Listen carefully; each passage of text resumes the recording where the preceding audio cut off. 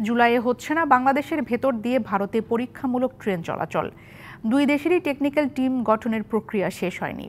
রেলপথ মন্ত্রণালয় বলছে আগস্ট নাগাদ দেশের মধ্য দিয়ে চলাচল করতে পারে ভারতের ট্রেন, কিন্তু বাংলাদেশের ট্রেন কবে নাগাদ চলাচল করবে তা এখনো নিশ্চিত না।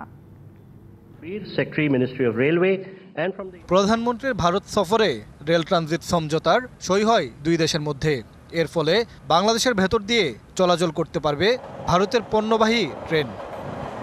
পরীক্ষামূলকভাবে জুলাইয়ে ভারতীয় ট্রেনের চলাচল করার কথা থাকলেও তা সম্ভব হচ্ছে না বলে জানিয়েছেন রেলপথ সচিব।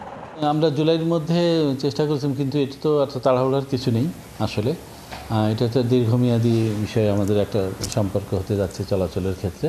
আমার এখন মনে হয় না জুলাইতে হয়তো সম্ভব নাও হতে পারে, কারণ এখনও টেকনিক্যাল কমিটি যেহেতু গঠন হয়নি, সেজন্য হয়তো এটা নাও হতে পারে। এখনও চলছে টেকনিক্যাল টিম গঠনের কাজ। বিভিন্ন সংস্থা ও মন্ত্রণালয়ে সদস্য দেওয়ার জন্য দেওয়া হয়েছে চিঠি। ঢালাইয়ের দৃঢ়তা, নির্মাণে নিশ্চয়তা, প্রিমিয়ার সিমেন্ট, ঢালাইয়ের রাজা।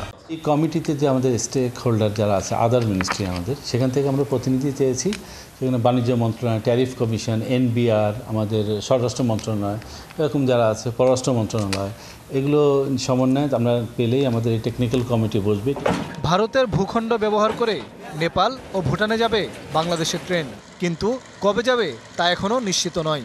রেল হলো আমরা কানেক্টিভিটি ক্রিয়েট করি, ইনফ্রাস্ট্রাকচার আমরা ঠিক করে দিই। কমিটি ঠিক করবে, বাণিজ্য মন্ত্রণালয়ের কাছে হয়তো প্রস্তাব আসবে, আমাদের ব্যবসা যারা করে কি পণ্য নেপালে বা ভারতে বা ভুটানে যাচ্ছে, তখন তারা ঠিক করলে আমরা শুধু এই কানেক্টিভিটিটা, ইনফ্রাস্ট্রাকচারটা আমরা ডেভেলপমেন্ট করে দিয়েছি, অনুমতিটি দিয়েছি। তারপরে তারা যেভাবে পণ্য বলবে সেভাবে এগুলো যাবে।